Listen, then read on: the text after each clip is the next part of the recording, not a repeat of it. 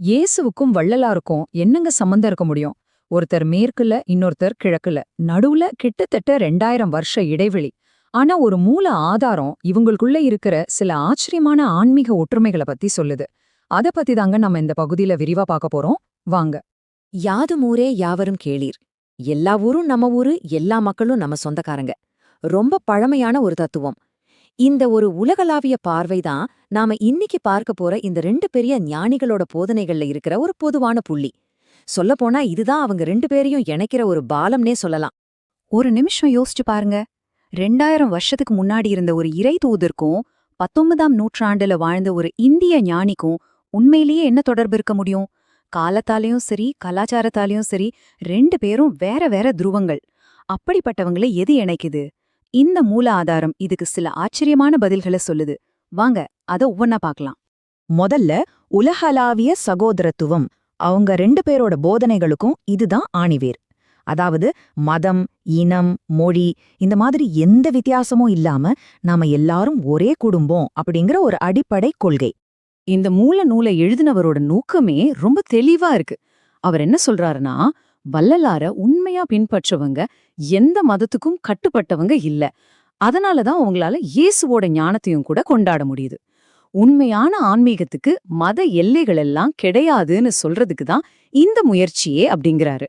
இது ஒரு சாதாரண ஒப்பீடு கிடையாது. நம்ம பார்க்குற இந்த ஆதாரம் இயேசு மற்றும் வள்ளலாருக்கு நடுவுல ஒரு பாலத்தையே உருவாக்குது. அவங்களோட ஆன்மீக அனுபவத்தோட மையம், அதோட சாரம் அடிப்படையில ஒண்ணுதான்னு ரொம்ப ஆணித்தரமா சொல்லுது. உலக பொதுவான பார்வையை அடிப்படையா வச்சுக்கிட்டு இந்த நூல் சனாதன தர்மத்தை ஒரு மதமா பார்க்கல. அதுக்கு பதிலா அது எல்லாரையும் ஏத்துக்கிற, மதிக்கிற நம்ம பாரதத்தோட ஒரு பழமையான பண்பாடு அப்படின்னு சொல்லுது. இப்படி ஒரு பரந்த மனப்பான்மையோட பார்க்கும்போதுதான் இயேசுவோட செய்தி எந்த ஒரு மதத்துக்கும் சொந்தமானது இல்ல, அது ஒட்டுமொத்த மனித குலத்துக்கானது அப்படிங்கிற உண்மை நமக்கு புரியும். இன்னைக்கு நாம இயேசு 70 அப்படிங்கிற ஒரு நூலை கொஞ்சம் ஆழமா பார்க்க போறோம். நாம பார்க்குற இந்த நூலை எழுதுனது யாருன்னு பார்த்தீங்கன்னா, நம்ம தமிழ் ஞானி வள்ளலாரோட வழிவந்த ஒருத்தர். இங்கதான் ஒரு சுவாரஸ்யமான கேள்வி வருது. வள்ளலார பின்பற்ற ஒருத்தர் ஏன் இயேசு கிறிஸ்துவ பத்தி இவ்ளோ ஆழமா எழுதணும்? வாங்க, இத பத்தி இன்னும் கொஞ்சம் ஆழமா பார்க்கலாம். இந்த நூலை எழுதின ஆசிரியர் இயேசுவை எப்படி பார்க்கறாரு அப்படிங்கிறது தான் அவரோட மொத்த வாதத்துக்கும் அடித்தளமா இருக்கு. அவர் இயேசுவ எப்படியெல்லாம் வர்ணிக்கிறாருன்னு பாருங்க. தேவ மைந்தன், ஒப்பற்ற ஞானி, உலகை உய்விக்க வந்த மகான், அன்பால் உலகை வெல்ல வந்தவர். இதிலிருந்தே தெரியுது அவரோட பார்வை எவ்வளவு மரியாதைக்குரியதா இருக்குன்னு.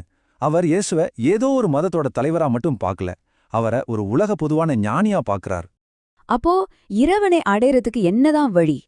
அதுக்கு இந்த விளக்கம் ரொம்ப நேரடியான ஆனா ரொம்ப ஆழமான ஒரு பதில சொல்லுது. அந்த பதிலுக்கு ஆதாரம் பழைய ஏற்பாட்டிலிருந்து வருது. அதில உள்ள மிக முக்கியமான கட்டளை, கொலை செய்யாதிருப்பாயாக. இப்ப பாருங்க, இந்த 4 ஸ்டெப்ஸையும் எப்படி லாஜிக்கலா கனெக்ட் பண்ணிருக்காங்கன்னு. கொலை செய்யாதே அப்படிங்கிற கமெண்ட்மெண்ட்ல ஆரம்பிச்சு, அது மனுஷங்களுக்கு மட்டும் இல்ல எல்லா உயிர்களுக்கும் பொருந்தும் சொல்லி கடைசியா சைவ உணவுல கொண்டு வந்து நிப்பாட்டுறாங்க. இதோட ஃபைனல் ரிசல்ட் என்ன தெரியுமா? பரமபிதாவை அடையிறது. நிஜமாவே யோசிக்க வைக்குதுல்ல. அதே மாதிரிதான் உன்னை போல பிறரையும் நேசிங்கிறதும். இங்க பிறர்னா மனுஷங்க மட்டும் இல்ல, எல்லா ஜீவராசிகளும்னு இந்த விளக்கம் சொல்லுது. அப்ப பாருங்க, எல்லா உயிர்கள் மேலேயும் நாம கருணை காட்டினா மட்டும்தான் இறைவனோட அருளை நாம முழுசா பெற முடியும். யோவான் ஸ்நானகர், அதாவது ஜான் த பேப்டிஸ்ட், மக்களுக்கு தண்ணீரால திருமுழுக்கு கொடுத்தார். அது எதுக்குன்னா பாவத்திலிருந்து மனசு திருந்துறதுக்கான ஒரு அடையாளம். இது நமக்கு தெரியும். ஆனா அவரே சொல்றாரு, எனக்கு பிறகு வர்றவர், அதாவது இயேசு நெருப்பால திருமுழுக்கு கொடுப்பார்னு. அப்போ இந்த நெருப்புன்னா என்ன? அது சும்மா ஒரு கவிதைக்காக சொன்ன வார்த்தையா, இல்ல காலப்போக்குல நம்ம மறந்து போன ஒரு சக்தி வாய்ந்த ஆன்மீக பயிற்சியா? சரி, இந்த மர்மத்தை நாம புரிஞ்சுக்கணும்னா முதல்ல 2 விதமான திருமுழுக்குகளை நாம பிரிச்சு பார்க்கணும். ஒன்று உடம்பையும் வெளியில செய்யற சடங்குகளையும் சார்ந்தது. இன்னொன்னு அதுக்கும் இதுக்கும் சம்பந்தமே இல்லாம முழுக்க முழுக்க நம்ம ஆன்மாவுக்குள்ள நடக்கிற ஒரு உள் மாற்றம். யோவான் சொன்ன இந்த வார்த்தைகள் தான் நம்ம தேடலோட முக்கியமான புள்ளி. அவர் ரொம்ப தெளிவா இங்க ஒரு கோடு போடுறார்.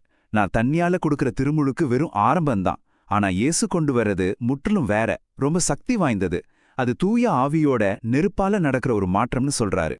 இங்கதான் அந்த புதிர்கால விடை இருக்கு. இந்த நெருப்பு திருமுழுக்குங்கிறது பழங்கால ஞான மரபுகள்ல திருவடி தீட்சைன்னு சொல்லப்படுது. இது என்னன்னா, ஒரு ஞானகுரு தன்னுடைய கண் ஒளியில இருக்கிற தெய்வீக சக்தியை பயன்படுத்தி ஒரு சீடரோட கண்களுக்குள்ள தூங்கிட்டு இருக்கிற அந்த உயிர் ஒளியை தட்டி எழுப்புறது. இது வெறும் போதனை இல்ல, இது ஒரு நேரடி எனர்ஜி டிரான்ஸ்ஃபர். சரி, இவ்வளவு சக்தி வாய்ந்த தீட்சைய இயேசு பெற்றாரா? அவர் அதை எப்படி பயன்படுத்தினாரு? இதுக்கான பதில அவர் பாலைவனத்தில் இருந்த அந்த புகழ்பெற்ற 40 நாள் தவத்துல நாம தேடலாம். வாங்க அந்த அனுபவத்தை ஒரு புது கோணத்துல பார்க்கலாம். 40 நாள் 40 ராத்திரி. இந்த நம்பரை நாம நிறைய ஆன்மீக கதைகள்ல கேட்டிருப்போம். ஆனா இயேசுவோட வாழ்க்கையில இந்த 40 நாட்களுக்குள்ள மறைஞ்சிருக்கிற உண்மையான ஆன்மீக பயிற்சி என்ன? இங்கேதான் நம்ம வழக்கமா புரிஞ்சுக்கிற விஷயம் கொஞ்சம் மாறுது. இயேசுவோட அந்த 40 நாள் நோன்பு வெறும் சாப்பாடு சாப்பிடாம இருந்தது மட்டும் இல்ல, அது ஒரு இடைவிடாத ரொம்ப தீவிரமான திருவடி தவம். அதாவது ராத்திரி பகலா ஒரு நொடி கூட கண்ணை மூடாம தன்னோட கண்மணிகளுக்குள்ளேயே பிரகாசிக்கிற அந்த உயிரொளி மேல, தனக்குள்ள இருக்கிற அந்த தெய்வீக தந்தை மேல தன்னோட முழு கவனத்தையும் நிலைநிறுத்தின ஒரு உச்சகட்ட தியான நிலை. இந்த பயிற்சியை நீங்க தொடர்ந்து செய்ய உங்க உள் ஒளி பிரகாசமாகி மத்தவங்களுக்கு வழிகாட்டுற ஒரு கலங்கர விளக்கமா அது மாறும். உங்கள் ஒளி மனிதர் முன் ஒளிர்கன்னு இயேசு சொன்னதோட உண்மையான அர்த்தமே இதுதான்னு புரியும். எல்லார்கிட்டயும் அன்பா இருக்கிறது. பாருங்க, இந்த ஒரு ஐடியா தான் நாம இனிமே பார்க்க போற எல்லா போதனைகளுக்கும் ஒரு அஸ்திவாரம் மாதிரி. சரி, முதல்ல இந்த அன்பின் கட்டளைனா என்னன்னு கொஞ்சம் ஆழமா பார்க்கலாம். இங்க அன்புங்கிறது வெறும் ஒரு ஃபீலிங் மட்டும் இல்ல, அது ஒரு அடிப்படை விதி. யாருக்காகவும் இதை மாத்திக்க முடியாது, எல்லாருக்கும் இது பொருந்தும். ஆனா இந்த அன்பு எங்க போய் முடியுது? அதுக்கு ஒரு எல்லையே இல்லையா? ஆச்சரியமா இருக்குல்ல? அதுக்கு எல்லையே கிடையாது. நமக்கு ரொம்ப ரொம்ப கஷ்டமா இருக்கிற ஒரு இடத்துல கூட, அதாவது நம்ம எதிரிகள் கிட்ட கூட கருணையா இருக்கணும்னு இந்த போதனை நமக்கு ஒரு சவால் விடுது. இது அன்பை பத்தி நாம வச்சிருக்கிற மொத்த பார்வையே மாத்தி போடுது இல்லையா? ஆனா பாருங்க, இந்த கருத்து ஒன்னும் நமக்கு புதுசு இல்ல. 2000 வருஷத்துக்கு முன்னாடியே நம்ம வள்ளுவர் பெருந்தகை இதை எவ்வளவு அழகா சொல்லியிருக்கார் பாருங்க. இன்னா செய்தாரை ஒருத்தல் அவர் நாண நன்னயம் செய்து விடல். அதாவது நமக்கு கெட்டதை செஞ்சவங்கள தண்டிக்கணும்னா அவங்களே வெக்கப்படுற அளவுக்கு அவங்களுக்கு நல்லது செய்யணுமா. தீமைய நன்மையால ஜெயிக்கிறதுக்கு இதை விட ஒரு சிறந்த வழி இருக்க முடியுமா? அன்பை பத்தி புரிஞ்சுக்கிட்டோம். இப்போ நம்ம பயணம் வெளியில இருந்து மெதுவா நம்ம உள்ளுக்குள்ள திரும்புது. இங்க பாவம்னா என்னங்கிறதையே வேற ஒரு கோணத்துல பார்க்க போறோம். அதாவது பாவம்ங்கிறது நாம செய்யற செயல்கள்ல மட்டும் அல்ல, நம்ம மனசுல இருக்கிற எண்ணங்கள்லேருந்தே ஆரம்பிக்குது. உதாரணத்துக்கு கொலையை எடுத்துக்கலாமே. சாதாரணமா கொலைனா என்ன? இன்னொருத்தரோட உயிர் எடுக்கிறது. ஆனா இங்க சொல்லப்படுற அர்த்தம் ரொம்ப ஆழமானது. உண்மையான கொலை எது தெரியுமா? நம்ம கண்மணிக்குள்ள இருக்கிற அந்த உயிருள்ள ஒளிய, அந்த தெய்வீக அம்சத்தை நாம கண்டுக்காம விடுறதுதான். அதை நாம உணராம இருக்கிறது ஒரு விதத்துல நமக்கு நாமே செஞ்சுக்கிற ஆன்மீக தற்கொலை மாதிரி தான். அதே மாதிரி தான் விபச்சாரமும். வெளியில இருந்து பார்த்தா அது ஒரு உடல் சம்பந்தப்பட்ட செயல். ஆனா இந்த போதனை என்ன சொல்லுதுன்னா, ஒரு பெண்ணை தப்பான எண்ணத்தோட இச்சையோடு பார்த்தாலே அது விபச்சாரத்துக்கு சமம்னு சொல்லுது. பாத்தீங்களா, பாவத்தோட ஆணிவேர் செயல்ல இல்ல, எண்ணத்துல இருக்கு. அப்ப இதுக்கு என்னதான் தீர்வு? அதுக்கும் ஒரு தெளிவான வழியை இந்த போதனை காட்டுது. நம்ம எண்ணங்களை சுத்தமா வச்சுக்க உன் மனைவியை தவிர மத்த எல்லா பெண்களையும் தாயா பாருன்னு சொல்லுது. இது மனசை கட்டுப்படுத்தி தூய்மையா வச்சுக்க ரொம்ப சக்தி வாய்ந்த ஒரு அணுகுமுறை. சரி, இப்ப நம்மளோட கவனத்தை உண்மையான செல்வம் எதுங்கிற பக்கமா திருப்போம். இந்த உலகத்துல நாம தேடுற பொருளுக்கும் நிஜமாவே மதிப்புமிக்க அழிவே இல்லாத ஒண்ணுக்கும் இருக்கிற வித்தியாசத்தை இந்த பகுதி ரொம்ப அழகா நமக்கு புரிய வைக்கும். இந்த கேள்வியை ஒரு நிமிஷம் உங்களுக்கு நீங்களே கேட்டு பாருங்களேன். உங்க தலையில இருக்கிற ஒரே ஒரு முடிய உங்களால கருப்பாவோ வெள்ளையாவோ மாத்த முடியுமா? சத்தியமா முடியாது. இது எவ்வளவு சின்ன விஷயம். இதுவே நம்ம கட்டுப்பாட்டுல இல்லாதப்போ நம்ம வாழ்க்கையில எவ்வளவு விஷயங்கள் நம்ம கைய மீறி இருக்குன்னு யோசிச்சு பாருங்க. இந்த ஒரு உணர்வே நம்மள பணிவறைய வைக்கும். இது இன்னும் ஒரு படி மேல போய் சொல்லுது. நம்ம இஷ்டத்துக்கு ஒரு சின்ன புல்லோட எதழை கூட அசைக்க முடியாதாம். இது நம்மளோட எல்லைகளை நமக்கு ஞாபகப்படுத்துற ஒரு பவர்ஃபுல்லான ஸ்டேட்மெண்ட். இந்த இடத்துல தான் நமக்கும் மேல ஒரு சக்தி இருக்குங்கிற நம்பிக்கை ஆரம்பிக்குது. இயேசு 2 விதமான செல்வத்தை பத்தி பேசுறாரு. ஒன்னு, இந்த பூமியில பூச்சி துரு எல்லாம் அரிச்சு திருடன் திருடிட்டு போற மாதிரியான செல்வம். இன்னொன்னு, பரலோகத்துல சேமிக்கப்படுற நித்தியமான செல்வம். பாருங்க, உலக புதையல்கள் எல்லாமே தற்காலிகமானதுதான். ஆனா பரலோகத்தில் உள்ள புதையல், நீ இயேசு சொன்னது, வேற எதுவுமே இல்ல. அதுதான் உங்க கண்ணுக்குள்ள நீங்க தியானத்தின் மூலமா வளர்க்குற அந்த தெய்வீக ஒளி. அதுதான் எப்படிக்கும் அழிக்க முடியாத உண்மையான நித்தியமான செல்வம். அப்போ நாம புரிஞ்சுக்க வேண்டிய மிக முக்கியமான உண்மை இதுதான். பரலோகங்கிறது நாம இறந்த பிறகு போற ஒரு தூரமான இடம் கிடையாது. அது நமக்கு உள்ளேயே நாம தியானம் மூலமா எழுப்புற ஒரு தெய்வீக உணர்வு நிலை. உங்க கண்ணுல ஒளிர்கிற அந்த உயிர் ஒளிதான் உங்க உண்மையான செல்வம். அதுதான் விண்ணகத்திலுள்ள உங்கள் தந்தை. அன்றாட தேவைகளுக்காக ஓடி ஓடி உழைக்கிற நாம நம்ம வாழ்க்கையோட உண்மையான நோக்கம் என்னன்றதே மறந்துடுறோம். அதத்தான் இந்த ஆதாரம் நமக்கு ஞாபகப்படுத்துது. மனுஷனா பிறந்த நம்மளோட ஒரே உண்மையான நோக்கம் நமக்குள்ளேயே நம்ம உயிர் சக்தியாவே இருக்கிற அந்த தெய்வீக ஒளிய, அதாவது பரிசுத்த ஆவிய கண்டுபிடிக்கிறது தான். ஆனா இந்த மாடர்ன் லைஃப் ஸ்டைல் இருக்குது, அது நம்ம கவனத்தை எல்லாம் சிதறடிச்சு இந்த முக்கியமான ஆன்மீக இலக்கிலிருந்து நம்மள ரொம்ப தூரம் கொண்டு போயிடுச்சு. நம்மளோட இயல்பான கவலைகள் எல்லாம் எப்படி நம்மள ஆன்மீகத்துல இருந்து கொஞ்சம் கொஞ்சமா தூரமாக்குதுன்னு பார்க்கலாம். இந்த விளக்கம் என்ன சொல்ல வருதுன்னா, நம்மளோட கவலை பெரும்பாலும் தேவையற்றதுதான்னு சொல்லுது. சும்மா யோசிச்சு பாருங்க, வானத்துல பறக்கிற லட்சக்கணக்கான பறவைகளுக்கு யார் சாப்பாடு போடுறா? அந்த இறைவன் தானே. அப்படி இருக்கும்போது ஆறறிவு படைச்ச நம்மள கவனிக்காம விட்டுடுவாரா என்ன? அதனால நம்மளோட முதல் நோக்கம் நமக்குள்ள இருக்கிற அந்த உள் ஒளிய தேடுறதா தான் இருக்கணும். அதை மட்டும் நாம முதல்ல தேடிட்டா மத்த எல்லாமே தானா கிடைக்கும்னு சொல்லுது. இப்போ நம்ம எல்லாருக்கும் ரொம்ப நல்லா தெரிஞ்ச ஒரு பிரபலமான வாக்குறுதிக்கு வரலாம். ஆனா இந்த முறை அதோட வெளிப்படையான அர்த்தத்தை மட்டும் பார்க்காம அதுக்குள்ள ஒளிஞ்சிருக்கிற அந்த ரகசிய குறியீட்டை தேட போறோம். இந்த வாக்குறுதியில 3 பகுதிகள் இருக்கு. முதலாவது, கேளுங்கள், உங்களுக்கு கொடுக்கப்படும். இது ஒரு சக்தி வாய்ந்த அழைப்பு இல்லையா? இரண்டாவதா, தேடுங்கள், நீங்கள் கண்டடைவீர்கள். இது விடாமுயற்சியோட தேடச் சொல்லுது. கடைசியா, தட்டுங்கள், உங்களுக்கு திறக்கப்படும். இது செயலுக்கான ஒரு கட்டளை. இந்த 3 வாக்கியங்களும் சேர்ந்து ஒரு முழுமையான வழிகாட்டுதல் மாதிரி இருக்கு. ஆனா இங்கேதான் ஒரு பெரிய கேள்வி வருது. இந்த வார்த்தைகளோட உண்மையான அர்த்தம் என்ன? இது என்ன சும்மா வாயில கேக்குறத பத்தியா பேசுது? இல்ல, இது ஒரு பரிபாஷைன்னு சொல்லப்படுது. அதாவது ஒரு கோட் லாங்குவேஜ், ஒரு குறிப்பிட்ட ஆன்மீக பயிற்சிக்கு கொடுக்கப்பட்ட குறியீட்டு மொழி. அப்போ அதோட உண்மையான அர்த்தம் என்னவா இருக்கும்? சரி, இப்போதான் நாம அந்த மைய புதிருக்கான விடைய தேட போறோம். அந்த மறைச்சு வைக்கப்பட்ட உருவகங்களுக்கு பின்னாலே இருக்கிற உண்மை என்ன? வாங்க பார்க்கலாம். இயேசு சொன்ன இந்த இடுக்கமான வாசல் தான் நம்மகிட்ட இருக்கிற பெரிய புதிர். அழிவுக்கு போற வழி ரொம்ப அகலமா ஈஸியா இருக்குமா, ஆனா வாழ்வுக்கு, அதாவது மோட்சத்துக்கு போற வழி ரொம்ப ரொம்ப குறுகலா இடுக்கமானதா இருக்குமா. அதனாலதான் அதை கண்டுபிடிக்கிறவங்க ரொம்ப சில பேர்னு சொல்றாரு. அப்போ அந்த வாசல் உண்மையில எங்கதான் இருக்கு?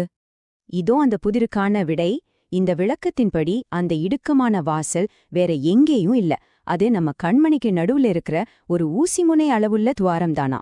ஆனா அது நம்மளோட கர்ம வினைங்கிற ஒரு மெல்லிய திரையால மூடப்பட்டிருக்கு. இந்த பைபிள் வசனம் நாம இப்ப பார்த்த விஷயத்த இன்னும் ஆணித்தரமா சொல்லுது பாருங்க. கண்ணானது சரீரத்தின் விளக்குன்னு எவ்வளவு தெளிவா சொல்லிருக்கு.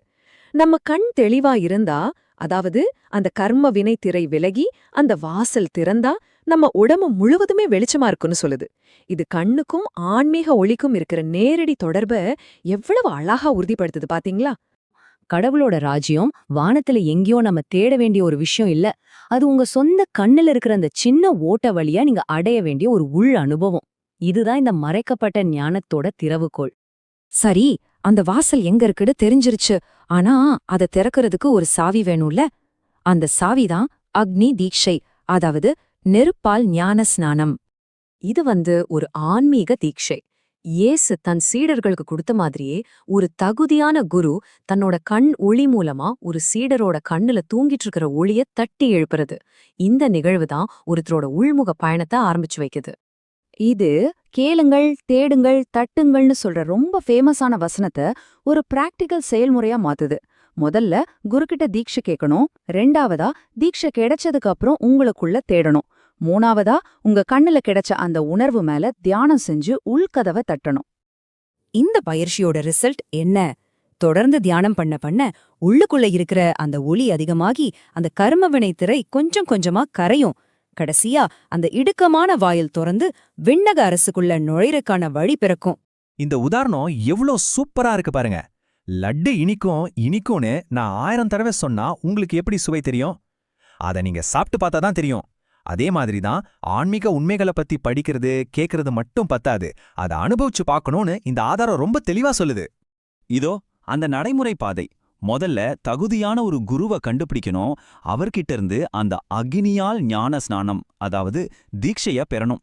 அதுக்கப்புறம் தியானம் மூலமா நம்ம கண்மணியில அந்த உணர்வை பெருக்கி உள்ள இருக்கிற கதவை தட்டணும். அப்படி தொடர்ந்து செய்யும்போது அந்த ஒலி அதிகமாகி கர்ம வினைங்கிற திரை விலகி இறைவனை காண முடியும்னு இந்த ஆதாரம் சொல்லுது. அதனாலதான் இந்த அறிவுங்கிறது வெறும் தியரியோட நிக்காம உண்மையார் தேடணும், பிராக்டிஸ் பண்ணணும்னு நம்மள கூப்பிடுது. சிந்திச்சு தேடுறவங்க தான் உண்மையை கண்டடைவாங்க. இவ்ளோ காலமா பூட்டியே கடந்த இந்த ஞானத்தோட கதவை உலக சரித்திரத்திலேயே முதமுறையா ஒருத்தர் திறக்கறாரு. தன்னோட ஞானத்தால அதை திறந்து காட்டுறாரு. அந்த மகத்தான குரு யாரு? எப்படி அவர் இந்த பரிபாஷைங்கிற ரகசிய மொழியை உடைச்சி இந்த உலகத்துக்கு வெளிச்சம் போட்டு காட்டினாரு?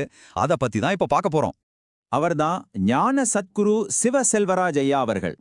உலக சரித்திரத்திலேயே முதல் முறையா பைபிளுக்குள்ள ஒழிஞ்சிருந்த அந்த ஆழமான ஆன்மீக ரகசியங்களை வெளிக்கொண்டு வந்த பெருமைய அவரையே சாரும்.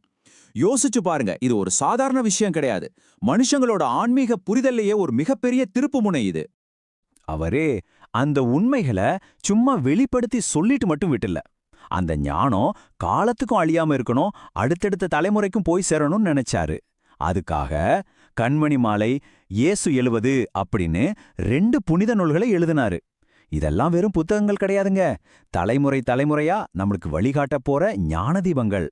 இந்த அக்னியல் ஞானஸ்நானம் இந்த முழு உலகத்திலையுமே தங்கஜோதி ஞான சபையில மட்டும்தான் வழங்கப்படுது. இந்த தீட்சையை வாங்கணும்னா 2 கண்டிஷன் இருக்கு. அதுவும் ரொம்ப முக்கியமானது. 1, நீங்க அசைவம் சாப்பிட்றத முழுசா நிறுத்தி இருக்கணும். 2வது, எந்த விதமான போதைப் பொருளையும் பயன்படுத்தக்கூடாது. இது 2மே ரொம்ப கட்டாயம். உங்களுக்கு இன்னும் விவரங்கள் வேணும்னா இல்ல தீட்சைக்கு பதிவு செய்யணும்னா இப்போ நீங்க திரையில பார்க்குற இந்த ஃபோன் நம்பர்கள்லயோ அல்லது வெப்சைட்லயோ தொடர்பு கொள்ளலாம்.